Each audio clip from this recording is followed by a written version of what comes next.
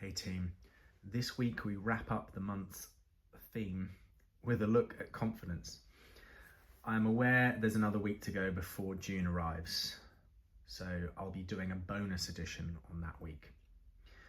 Now, no doubt you'll have experienced moments in your own life of low and high confidence, and if you are honest, you probably still do. Completely natural, obviously. If you've worked in any kind of corporate machine, you'll also have seen a fair amount of overconfidence from others too. There are many factors to building confidence, and sadly it doesn't happen overnight.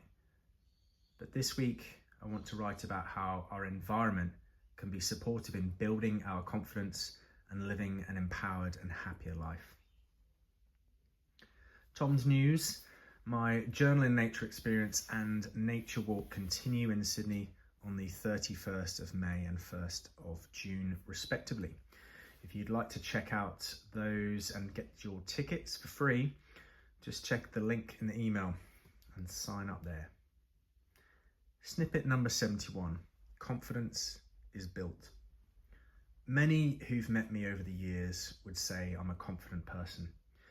But all we really know of a person's confidence is what we perceive on the outside. We can't truly know their inner world. In all honesty, I was often just winging it, putting a smile and some energy behind skills I hadn't yet mastered, operating from an unsteady foundation of low self-worth. And sometimes it actually worked. That fake it till you make it thing can succeed.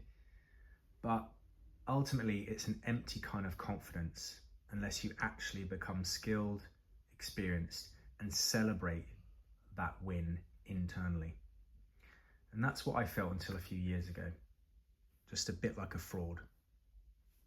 My true confidence hasn't arrived all at once. It's been built slowly through trial, error, screw up, restart, and one little win at a time. The biggest improvement though came when I changed my environment. Your environment matters. Confidence comes from taking action and pursuing challenges that take us out of our comfort zone before we are ready. It comes from reflecting on our achievements and failures and seeing we've grown. And it builds through action, feedback, and ideation. But try doing that in a place where you don't feel safe. A place where there's no room for mistakes, only the pressure to get it right. It's hard to build confidence when failure equals shame. And whether we care to admit it or not, shame is everywhere and ignites something deep within all of us in its own way. Nobody can build confidence around that.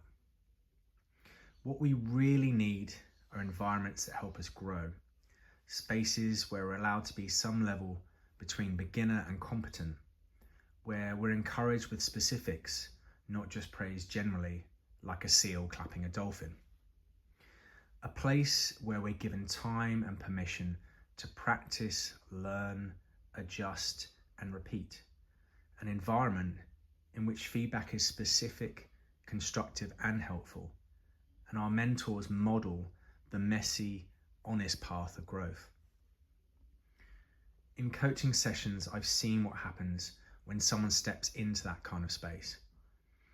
They realize that their voice matters because I am there listening, reflecting, and encouraging. They feel empowered to try things they've put off for years, and as a result, they start to trust themselves. Not because I told them they were good, but because they proved it to themselves. So this week I would love you to ask yourself two questions. What kind of environment helps me? And who supports that? Let me know what you find out. Tom, XOXO. P.S. If you'd like to find out how I could help you, just drop me a reply to this email and we'll see you next week. Cheers.